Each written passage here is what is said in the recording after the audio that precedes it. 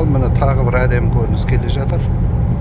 Мұны да түсірмесек болмайды. Түсіріп алайық.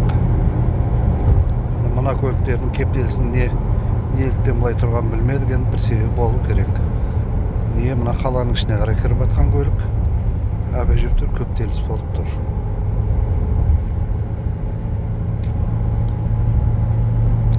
Біз енді сыртқы жолмен кетіп бара жатырмыз, сондықтан сыртқы жолда көлік онша көп емес. Бұлар енді қалаға кіретін, не қаладан шыққан көліктер болу керек. Бұл жерде зауыт бар екен,